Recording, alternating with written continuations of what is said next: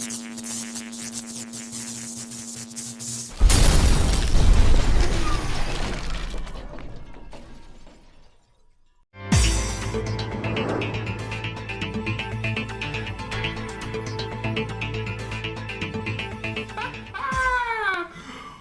is happening, Magnus sites? I just got done watching a video message from a young brother, and his 1 million subscribers woo had me cracking up.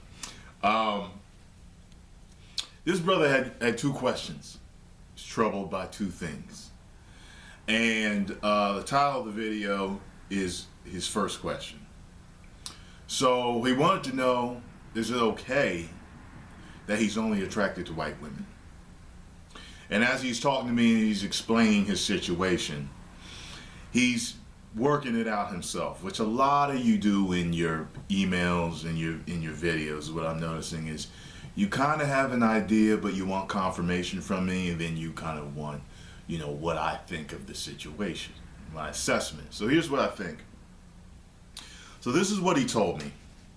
He said he's never been sexually attracted to black women. He says that even when he daydreams, when he dreams, when he thinks about women, he's always with a white woman. He said, he said he was raised in a predominantly white country, 95% white. He said that he is an African, okay? So he's originally African. His family is African. He said he's normally the only black family in the area, wherever they go. And he wants to know, is it okay to feel this way? He's feeling troubled by this. He's not sure if he's selling out his race. He doesn't know if he's a race traitor or if he's a self-hater. He said his parents don't have a problem with his preference, but in a way they do. He said his mom is kind of worried that his color will be a barrier. So she's like, okay, if you like this girl, that's fine. But she fears him getting married to a white woman because she thinks that his color will always be a problem. And I can see where you're coming from, man. I can see where you're coming from. But you named everything. You're in a country that's 95% white. America's less white than that. So you got to think about it, man. You are a product of your environment. If your family wasn't the type of black family that was, say, Afrocentric or really pushed African pride and pushed black women in your face and showed you how beautiful they are, when you're in a country with 95% white, what are you going to see on TV? What are you going to see in magazines? What are you going to see on cartoons? What are you going to see in school? I mean, your whole life is a white experience. And that's okay because that's where you live. But I don't think he wanted to know if anything was wrong with him. I don't think anything's wrong with you, but I think you've grown to like what is familiar to you, what has become familiar to you. I'll give you an example. Where I grew up in a ghetto neighborhood, mainly black people, where I grew up, but it's kind of, I guess the town was maybe half and half. The white people lived kind of uptown, black people kind of downtown and sprinkled around in the white parts. And there were Puerto Ricans there too, but a lot of black people. And my whole thing was I was only interested in black people when I was younger, only black girls. And I noticed that when I got older, I branched out because I had different jobs, I worked with different people, and I really had a chance to hang around other ethnicities. I started hanging with more Spanish people as I got older. I started hanging with more white people as I got older. I met Middle Eastern people, Indian people, Asian people, and it was like, holy shit, now my familiarity is not just with black people, it is with other races too. So because my friends became such a rainbow of, you know, people, all of a sudden I was noticing the beauty in other races. And I've dated and messed with Asian and, you know, Hispanic women and white women, okay? So that's what I'm saying, man. If you had a mixed experience, kind of like I do, I think you would be attracted to more black women. He says that his attraction for black women on a scale of 1 to 10, he said he's around a 5 or maybe less. And it almost makes sense, because, I mean, it does make sense. I mean, that what's in your face all day long? Like, I know a lot of times, this is basically a different video, but, you know, not all black women have a problem with black men dating white women, but a lot of them that do don't realize that one of the major social institutions, and it's new, is the gym. See, people normally met people they marry is at church, work, and school. Church, work, and school, right? Those are major social institutions. But now the gym has become a fourth major institution. And when we are in there, white girls everywhere, okay? Black men, full of black men and white women everywhere. Once in a while I see a black woman sprinkled in from time to time. So you're in there getting yourself in shape. You care about your health and your body. You want a woman that cares about her health and her body. And what is in your face all day long? Sorry, I almost went into a John Cena thing there. I hate John Cena. I'm sorry about that. You can't see me. Anyway, white women are in our face all day long. I don't have a problem with my women. I love my women. But who's in my face all day long if I'm looking for someone that's in shape? And that's just one of the things I'm talking about, okay? So, matter of fact, all the black men I've ever seen that wanted a woman and got a woman from the gym, they were all white. Every single black dude I can think about that got a fitness chick, a girl that is into lifting weights, running, all that shit, she's white. Because not too many black women work out. And that's a whole different video, okay? So, I don't think anything's wrong with you. You're a product of your environment. That's just how it is. Don't feel bad for liking white women.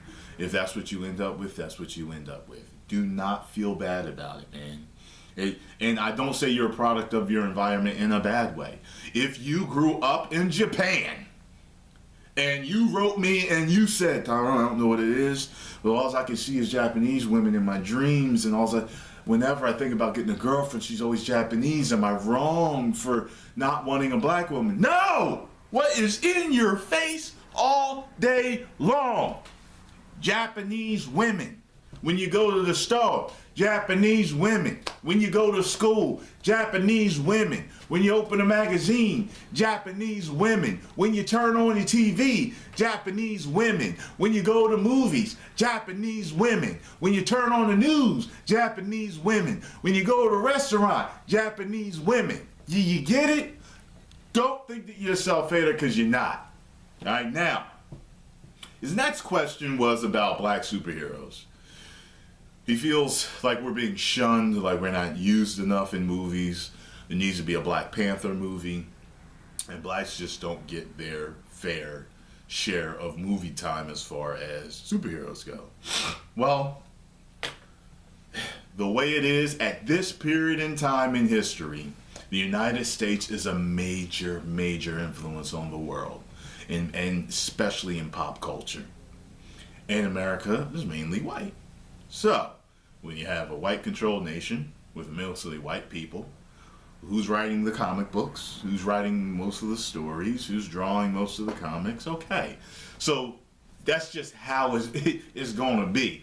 If the continent of Africa and all them countries there was the major influence on the earth at this period in time, and they were the ones writing the comic books and making all the big budget movies, it would be black superheroes that are, in everybody's face all the time. And that's just how it is for now, man.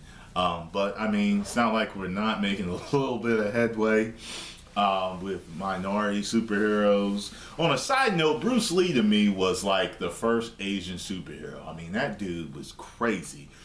And I think he set the bar for action movies after him. He set the bar. Anybody still talking about you, was it like 30 years or so after your death? Come on, you know you made a big bang in America and on the world. You know what I'm saying? Left a big ass Akuma footprint. So, it's not like we don't have a little bit of screen time. I mean, we did get Falcon. We got Blade, and that was a very popular movie series. So we got Blade. I was very happy with the Blade movies. Hancock, I didn't really like Hancock, but it was nice to see a black superhero. Also, Will Smith was offered the role of Superman, okay? In the Superman movie that never got made. I forgot what it was called, like The Death of Superman or something like that. Never got made, but he was actually offered it and turned it down. Yeah, but I do notice in comic books now that we're being introduced to more and more, black superheroes. So we always had Black Panther for a while. Now we got a black Spider-Man. Also, we have a black Superman. Someone sent me a link to that article the other day. So we have a black Superman also. So, and slowly but surely it's coming along. Yes, I would love to see more movies, but I get the reason why we don't see, enough. And that goes for Hispanic, Asian, and every other minority out there, superhero that we'd like to see. So I'm right with you on that. I definitely want to see it. And thank you for not writing me. Thanks for sending the videos. I really appreciate that. You had a lot to say, but you put it in video. And I'll tell you this. Seriously, y'all, the video form of questioning me is real. I'm starting to like it because I get to sit there and listen to you, and I'm taking these notes, and I get to hit it up when I do the video. So I'm really liking this. The more of you that can send me videos, I'm definitely going to try to answer them and get to them first because, I'm liking it right now. He also told me that he had a problem with me not having more subscribers, and I get that a lot from people. I hear that almost every month, from someone that's telling me, what the fuck, like this dude needs way more subscribers.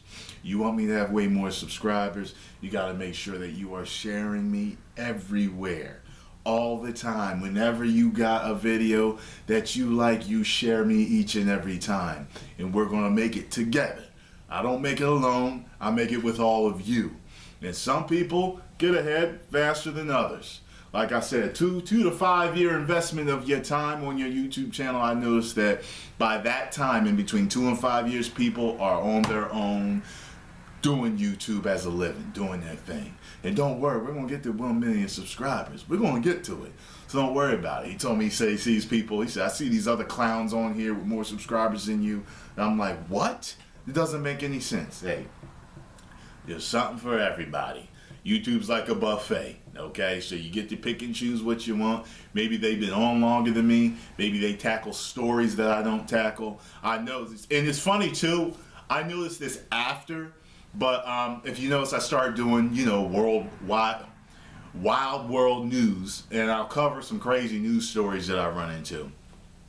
And I noticed, and someone else, I think it was Kryptonian Kush, was like goddamn, like 30,000 views in 2 days. I think we know how you gonna get to 1 million subscribers now. I was looking at a channel the other day, and I noticed all he does is crazy news. That's all he does. And he's been up as long as me, and he's got like way past 100,000 subscribers. So I mean, it could be a reason. I know others are more of a slow burn. If you tackle certain situations that aren't that don't affect the world as much, and you just have your little niche, you have your little niche, then it's going to grow slowly but surely. But the people that tackle things that are in pop culture and in the news, their channels grow faster. So I do a little bit of everything. I stay true to me. That's why you don't see me do every single news story that I come across. Because I don't. I'm me. I bring to you what I think y'all might be interested in, but more importantly, what I have a reaction to. So, thank you very much for your support, man. I appreciate it. Ain't nothing wrong with you. Love who you love. And yes, we need some more black superheroes and minority superheroes. 1 million subscribers.